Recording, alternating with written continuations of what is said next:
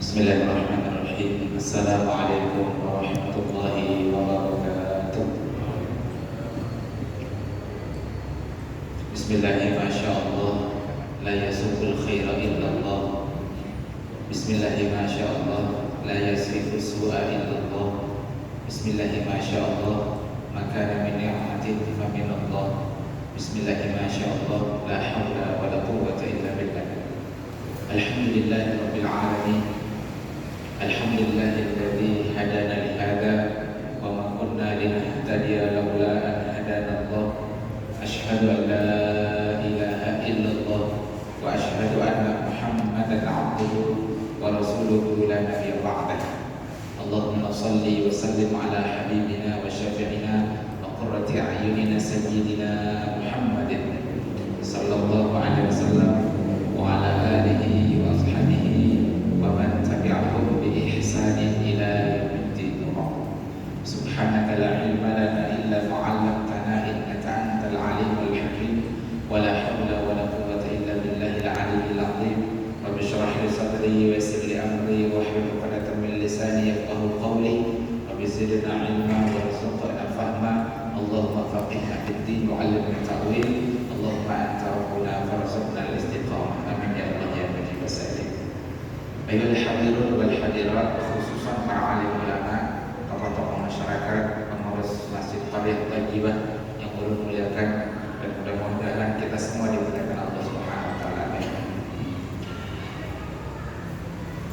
Ila hadratin Nabiyil Mustafa Sayyidina Muhammadin sallallahu alaihi wasallam wa ala alihi wa sahbihi kiram wa li masyayikhina wa li jami'il muslimin wal muslimat. Al-Fatihah. Bismillahirrahmanirrahim. Alhamdulillahirabbil alamin arrahmanir rahim maliki yaumiddin. Iyyaka na'budu wa iyyaka nasta'in. Ihdinas siratal mustaqim siratal ladzina an'amta 'alaihim ghairil maghdubi 'alaihim waladdallin. Yang pertama, ulun bersyukur kehadirat Allah Subhanahu wa taala bisa dipertemukan dengan pian seberataan dalam majelis yang mulia ini. Majelis yang Nabi sebutkan masalaka yaltamisu fihi ilman sahhalallahu lahu tariqan ilal jannah. Siapa yang menempuh jalan menuju majelis ilmu, maka Allah mudahkan baginya menempuh jalan menuju jannahnya Allah Subhanahu wa taala. Jadi hakikatnya kita ini sedang merintis jalan menuju jannahnya Allah Subhanahu wa taala.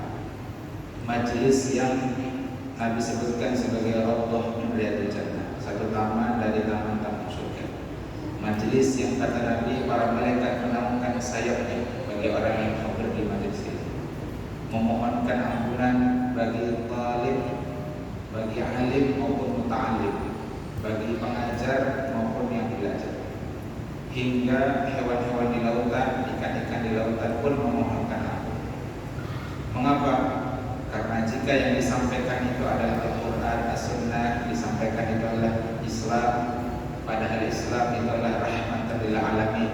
Islam itu hadir untuk membawa kebaikan bagi alam, maka hewan-hewan di lautan yang bagian dari alam tersebut senang dengan diajarkannya Islam. Karena jika Islam diajarkan kemudian diamalkan, maka akan menjadi kebaikan juga untuk mereka. Maka kemudian mereka mendoakan orang-orang yang hadir di majelis ini. Mudah-mudahan kita termasuk di dalamnya, istiqomah, mendapatkan fadilah majelis ilmu meskipun sambil terguring. Ini anak ulun yang terguring, insyaallah tetap dapat fadilah itu. Ini mau ke arah setengah 4 mana pilih sedikit. Ada acara tempat bilang sekalinya guring.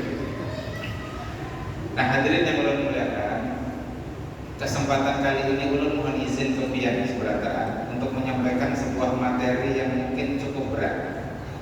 Materi yang mungkin kada hendak dia mendengar, tapi ulun ingat pernyataan almarhum al-mukarram al-ustaz Hari Mukti. Beliau menyampaikan dakwah itu bukan tentang apa yang mau didengar oleh umat, tapi dakwah itu adalah tentang apa yang harus didengar oleh umat.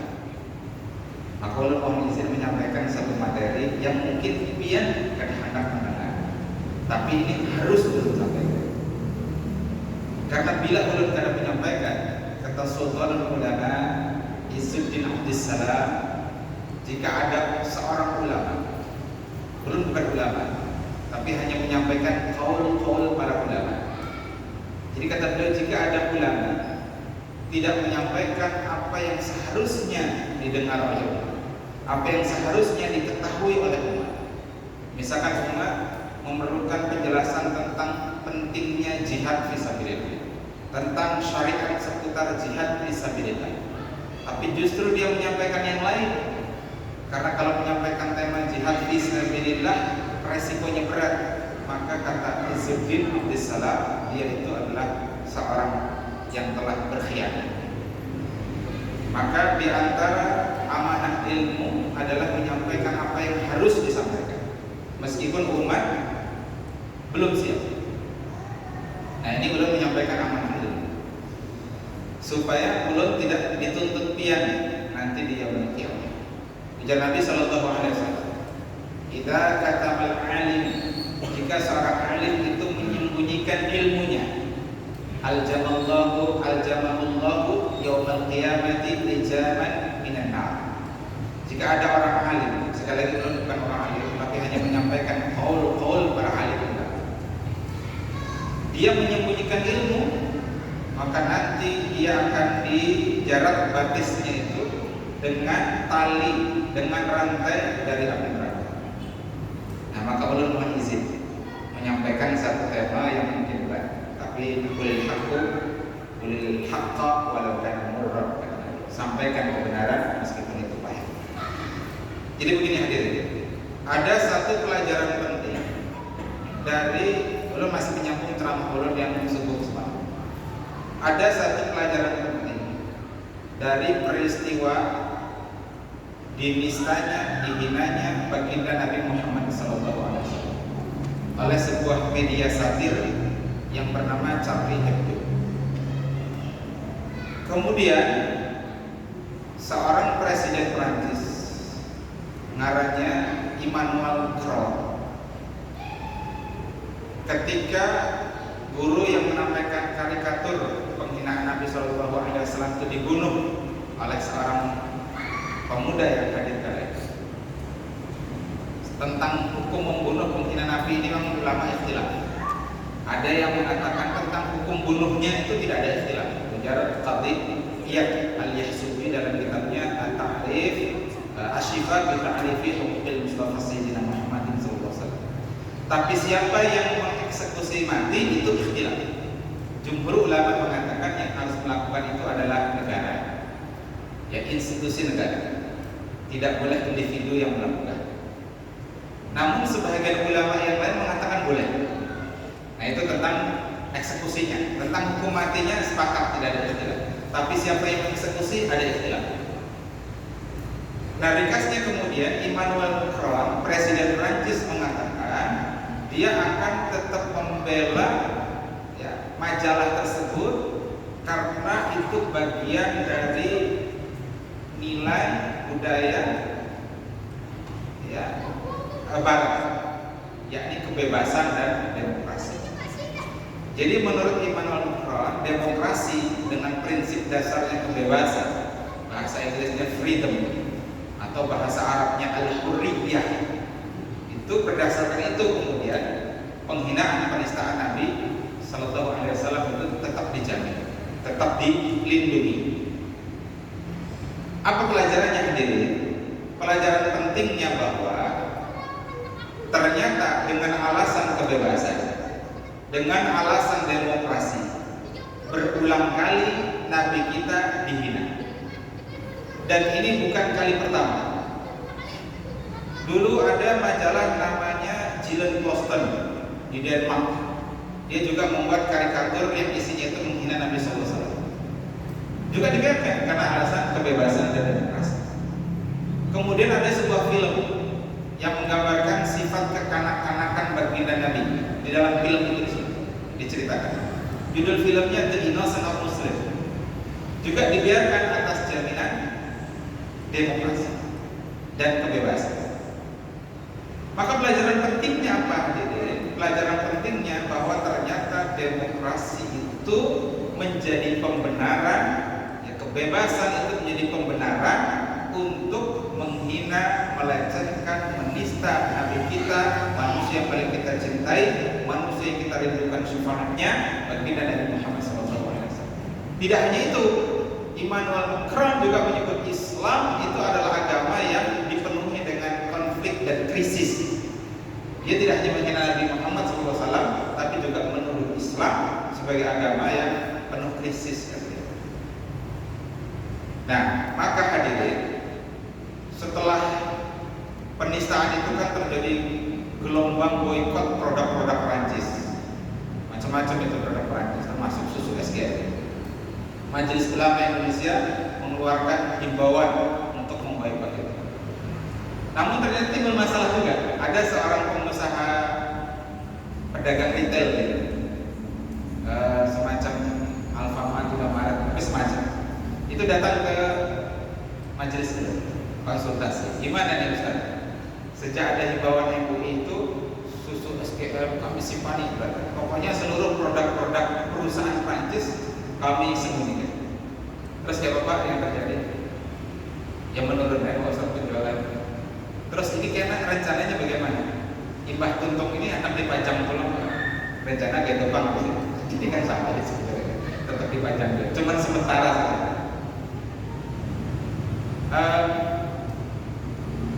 Apa yang belum sampaikan ke sini? Nah inilah Pak. Jadi sebenarnya secara fikih boikot ekonomi itu hukumnya boleh, jadi syariatkan. Ada satu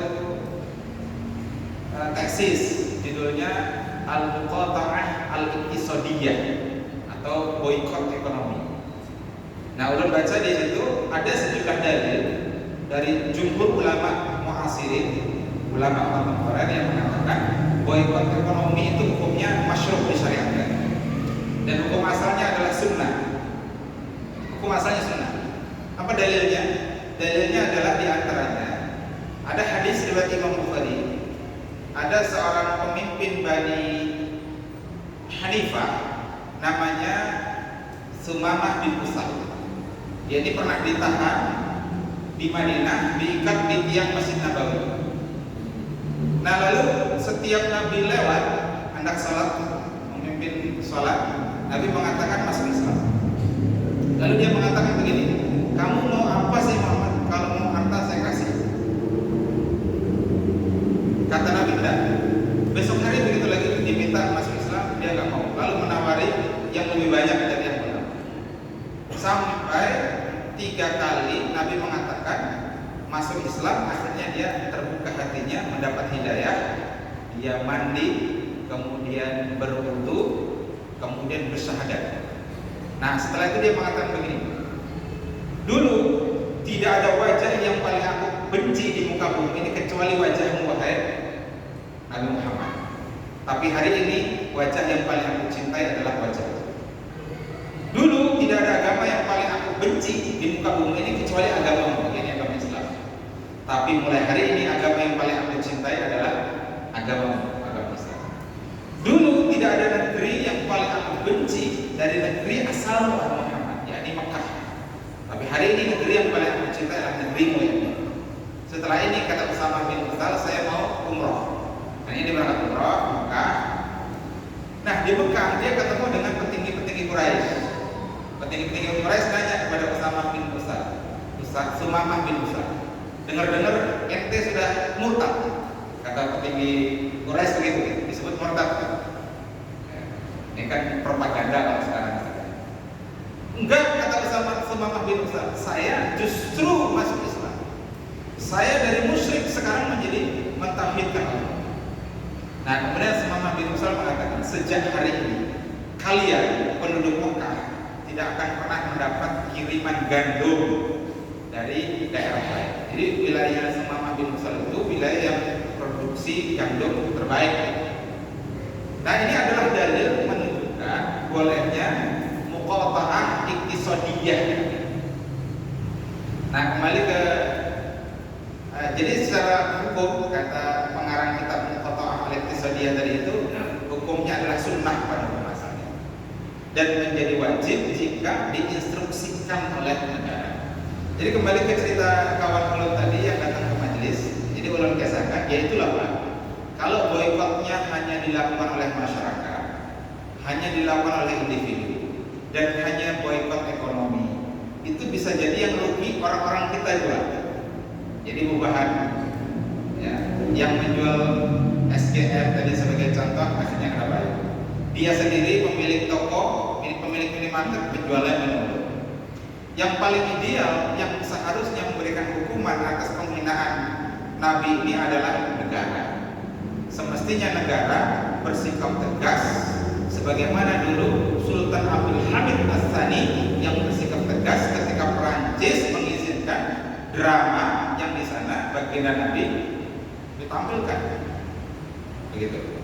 Nah, paling tidak kalau sekarang satu, putuskan hubungan diplomatik dengan Perancis. Yang kedua, dubes Perancis yang ada di Indonesia suruh angkat kaki. Nah, masalahnya kan pemimpin yang ada ini nggak mungkin sampai ke sana, Pak. Paling berani itu level mengutuk, ya kan? Mengutuk, mengecam keras. Ulun sering sampaikan, kalau levelnya mengutuk, mengecam keras itu levelnya demonstran, levelnya pengunjuk rasa. Kalau kita turun ke jalan lalu unjuk rasa, mengutuk penghinaan, penistaan, akhirnya Nabi Muhammad SAW itu wajar, levelnya demonstran. Tapi kalau level negara itu nggak cukup, hanya level mengutuk, harus di atas levelnya demonstran. Ya tadi mengusir dubes Prancis, putuskan hubungan diplomatik. Nah itu baru efektif. Sebagaimana dulu Sultan Abdul Hamid yang kedua, seorang khalifah pada masa Khilafah Utsmaniyah, beliau mengatakan ke Prancis, kalau Anda tetap mengizinkan pementasan baginda Nabi Muhammad SAW, maka saya akan serukan jihad akbar. Kaum muslimin akan saya perintahkan, akan saya komando untuk menyerang Prancis. Gemetar itu Pak Prancis. Jadi meskipun Khilafah Utsmani yang digelari dengan itu ya, laki-laki sakit dari Eropa masih mampu membuat gemetar Perancis kali. Nah inilah lalu sampai ke. Nah, tapi hadirin yang ulun muliakan, ada juga satu hal penting selain boikot ekonomi yang seharusnya dilakukan. Ingat tadi, Immanuel Kant mengatakan, kami akan tetap membela Charlie Hebdo atau kebebasan berekspresi karena memang kami mengambil nilai-nilai kebebasan dan demokrasi. Ini juga semestinya kita boikot ya. Demokrasi sebagai produk pemikiran dari Prancis ini mestinya juga kita boikot. Kita tahu demokrasi ini adalah ide yang dicetuskan oleh seorang filsuf Prancis namanya Montesquieu. Ya, dia mengusulkan sebuah gagasan, yakni pemisahan antara yudikatif, eksekutif, dan legislatif. Nah, pada majelis ini ulun ingin menyampaikan, demokrasi itu dari usulnya sampai furu'nya itu bertentangan dengan Islam. Nah, ini yang ulun ingin sampaikan di sini. Yang mungkin berbeda dengan ceramah-ceramah yang lain, mungkin berbeda dengan para ustadz atau penceramah yang lain. Tapi ini harus ulun sampaikan. Setidaknya nanti ulun tidak ditanya lagi di hadapan Allah Subhanahu Wa Taala bahwa ulun sudah menyampaikan. Biar simak saja, biar boleh setuju, boleh tidak setuju. Ini sebuah gagasan, sebuah pandangan yang ulun lemparkan ke dia. Biar renung-renung saja. Ulun berharap kepada Allah, biar akan menerima ini kalau tidak sekarang, mudah-mudahan di kemudian hari. Nah, itu sekedar menyampaikan sebagaimana Mus'ab bin Umair menyampaikan di hadapan Sa'ad bin Mu'az. Kata Mus'ab bin Umair, duduk dulu. Kalau apa yang saya sampaikan ini benar, Anda bisa ambil. Kalau Anda tidak terima juga ada masalah. Lalu Anda menyampaikan. Bapak Ibu sekalian yang bermulia. Yang pertama, perbedaan demokrasi dengan Islam itu dari sisi asasnya. Asas Islam itu adalah akidah Islam. Asas akidah Islam itu adalah asyhadu an la ilaha illallah wa asyhadu anna Muhammadar Rasulullah. Akidah Islam itu dibangun atas dasar pertanyaan dari mana manusia, akan kemana manusia, dan apa tujuan manusia hidup di dunia. Ini disebut dengan al-uqdatul kubra. Kesimpulannya kita ini dari Allah, akan kembali kepada Allah, dan hidup di dunia ini beribadah kepada Allah, tunduk patuh dengan aturan Allah, dan seterusnya. Nah, sementara demokrasi itu asasnya adalah fasluddin anil hayat, pemisahan urusan agama dengan kehidupan, atau disebut dengan sekularisme.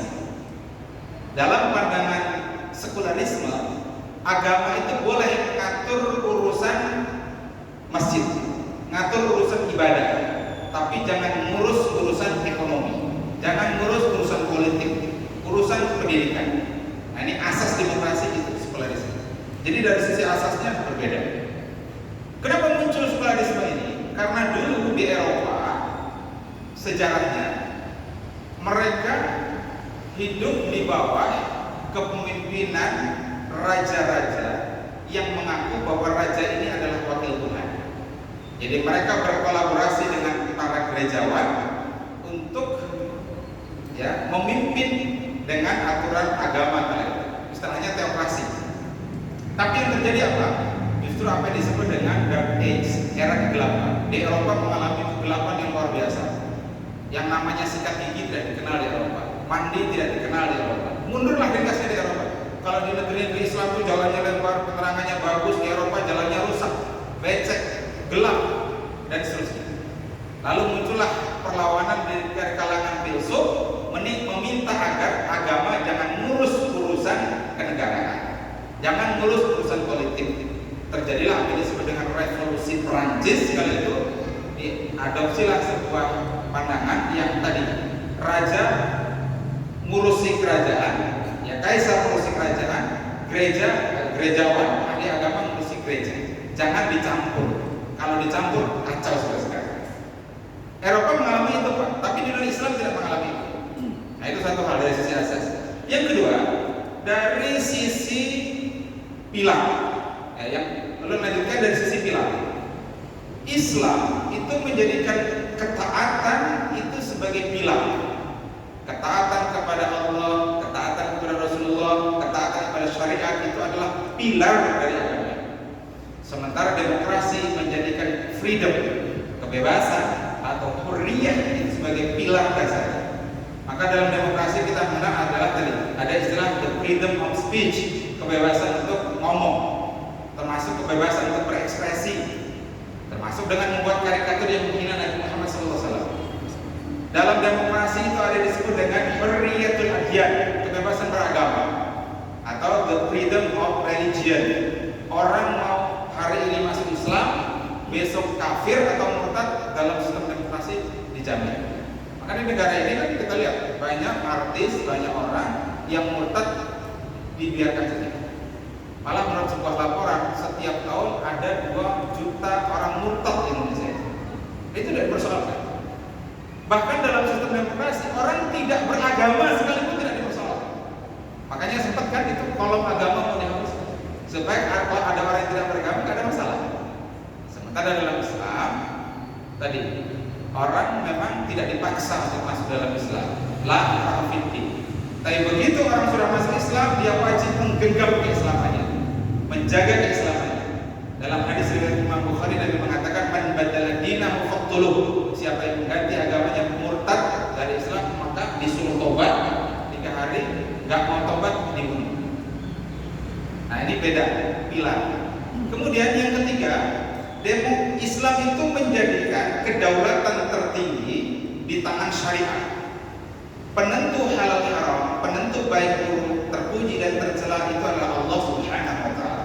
Inil hukmu illa lillah. Tidak ada yang berhak membuat hukum kecuali Allah. Bahkan ketika Adi bin Abi Hatim belum sampai ke dalam khutbah memakai kalung salib, lalu kemudian Nabi mengatakan itur hadzal wasan, campakkan berhala ini. Lalu Nabi mengutip firman Allah Taala, ittakhadhu ahbarahum wa rubbanahum arbaban min dunillah. Orang-orang Yahudi dan Nasrani itu menjadikan rahib-rahib mereka, pendeta-pendeta mereka Tuhan-Tuhan selain Allah. Adi bin Abi Hatim protes mengatakan begini, ya Rasulullah, kami tidak pernah menyembah rahib dan pendeta itu. Kata Nabi, benar, tapi ketika mereka menghalalkan yang haram dan mengharamkan yang halal, kalian mengikutinya, fatilka ibadatuhum iyyahum. Itulah bentuk persembahan kalian kepada mereka. Jadi dalam Islam, penentu hukum, penentu halal haram, penentu benar salah syariat. Sementara dalam demokrasi siadah itu tergantung suara mayoritas, tergantung suara rakyat. Kalau kata rakyat alkohol itu boleh, ya minum beralkohol boleh, boleh. Meskipun kemudian suara rakyat ini kan sering dibaca juga hadirin. Ya, rakyat kan cuma didatangi pas pemilu saja. Begitu dia terpilih lupa dia. Makanya ada guyonan, apa beda pilkada dengan pil KB?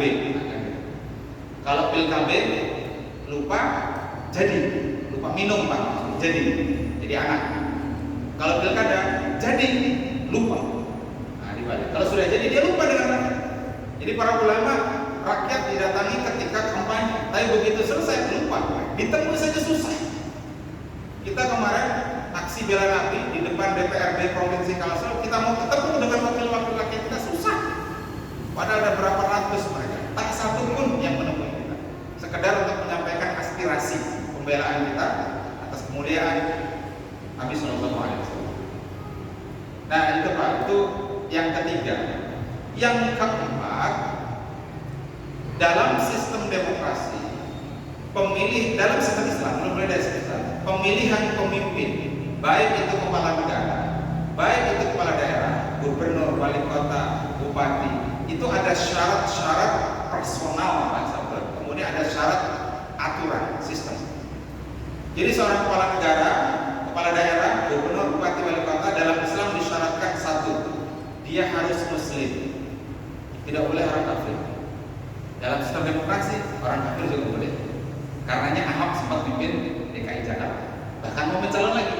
Tapi begitu kampanyenya haram pemimpin kafir, jatuh dia, nggak jadi. Sekarang yang seperti ini dianggap sebagai politik identitas kan? Dan nggak boleh politik membawa ciri-ciri identitas agama, suku dan sebagainya. Nah, ini orang ngomong begini beresiko nih Pak, tapi harus belum sampaikan.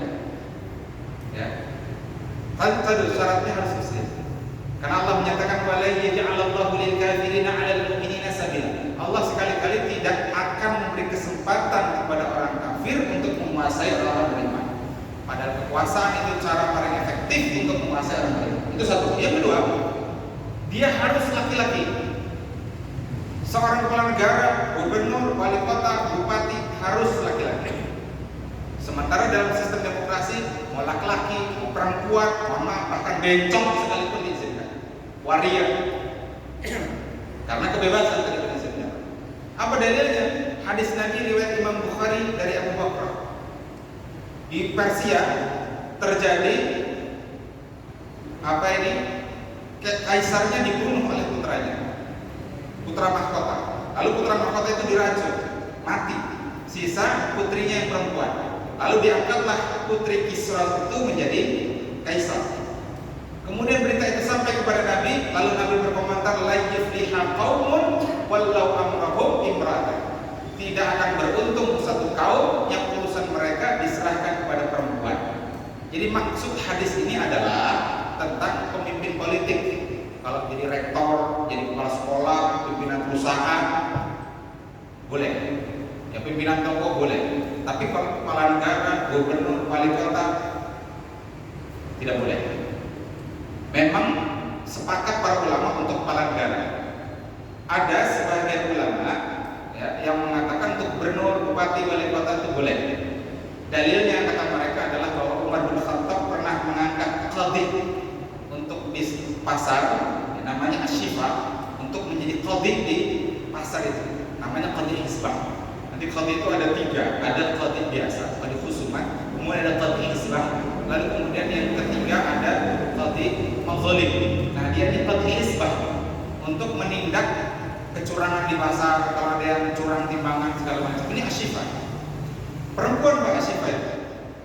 Nah tapi perlu kami sampaikan, ini qadhi, bukan hakim, bukan gubernur, bukan wali kota. Jadi tidak tepat menggunakan riwayat ini. Karena memang kalau qadhi hisbah itu para ulama sebutkan boleh perempuan. Yang nggak boleh perempuan nanti kalau dia qadhi mazalim atau qadhi qudah namanya, kepala qadhi, kepala hakim itu harus laki-laki. Kalau sekarang di Mahkamah Agungnya itu harus laki-laki. Itu dalam Islam. Tapi dalam demokrasi itu semuanya diperbolehkan. Beliau tidak punya kepentingan apa-apa untuk menyampaikan dia, sekedar untuk menyampaikan ya. Nah, ini pandangan beliau tentang hal ini. Kemudian apa lagi? Dia harus balik, tidak boleh anak-anak. Dia harus merdeka, tidak boleh budak. Dia harus adil. Apa itu adil? Dia tidak biasa melakukan dosa besar, tidak biasa melakukan dosa kecil, tidak melakukan sesuatu yang menurunkan muruah atau kewibawaan dia. Jadi kalau ada pemimpin suka berbohong, suka berdusta, itu sudah gugur Pak, keadilan nggak boleh dipilih, nggak boleh dicalonkan, bahkan sejak awal dia sudah gugur. Kemudian dia harus kudroh, dia harus mampu. Kalau dia ada cacat yang mengganggu kepemimpinan dia, mohon maaf, misalkan buta, yang itu mengganggu kepemimpinan dia atau tuli misalkan, maka dia tidak boleh dipilih sebagai pemimpin. Ada 7 syarat. Nah, dalam sistem demokrasi ini, ya siapa saja, tidak peduli dia adilkah atau fasikkah atau zalim sekalipun diizinkan. Kemudian yang terakhir Pak, perbedaan sistem demokrasi dengan sistem Islam dalam pemilihan pemimpin. Untuk kepala negara itu memang boleh dipilih dengan pemilihan umum, boleh dengan pemilihan umum. Jadi ada 3 cara memilih pemimpin kepala negara dalam Islam. Yang pertama, musyawarah yang dilakukan oleh ahlul ilmi wal aqdi. Inilah yang dilakukan oleh para sahabat, kibarul sahabat, sahabat senior di Saqifah Bani Sa'idah ketika Nabi wafat. Nabi wafat waktu duha hari Senin tanggal 12 Rabiul Awal. Kemudian para sahabat berkumpul di Saqifah Bani Sa'idah, di samping Masjid Nabawi sekarang, yang ada taman kecil itu. Nah, di sana berkumpul para sahabat sampai akhirnya dipilihlah Sayyiduna Abu Bakar As-Siddiq sebagai pengganti Rasul. Sehingga dibayarlah Abu Bakar As-Siddiq dengan baiat yang disebut dengan baiat Ta'ah, dilanjutkan besok harinya baiat asalnya baiat Iqad, kemudian baiat Ta'ah, sampai akhirnya jenazah Nabi itu baru dikuburkan malam Rabunya. Jadi 2 hari 2 malam, Senin, Selasa, malam Selasa, malam Rabu baru. Ini musyawarah. Yang kedua, caranya adalah pengusulan atau pencalonan pemimpin sebelumnya atau khalifah sebelumnya. Ini pada pemilihan Umar bin Khattab. Jadi Abu Bakar As-Siddiq bermusyawarah dengan para sahabat di Masjid Nabawi. Kata Abu Bakar As-Siddiq, bagaimana kalau pengganti sesudahku adalah Umar bin Khattab? Para sahabat setuju. Akhirnya setelah itu dibaiatlah Umar bin Khattab. Yang ketiga dengan pemilihan langsung seperti sekarang. Ketika Umar bin Khattab memimpin sholat subuh, kemudian ditikam perut beliau oleh Abu Lu'lu'ah. 3 hari kemudian beliau wafat. Sebelum beliau wafat, beliau menunjuk tim khusus untuk calon pengganti beliau. Ada 6 orang kibarul sahabat. Di antaranya adalah Abdurrahman bin Auf, Zubair bin Awam, dan seterusnya, ada 6 orang. Sampai akhirnya terbatasilah calon itu menjadi hanya 2 saja, Ali bin Abi Thalib dan Utsman bin Affan. Abdurrahman bin Auf kemudian keliling ke kota Madinah, didatangi setiap pintu-pintu kota Madinah, diketuk pintunya. Lalu kemudian Abdurrahman bin Auf mengatakan, kalian jangan banyak tidur 3 hari 3 malam ini sampai terpilih pemimpin definitif di antara kita.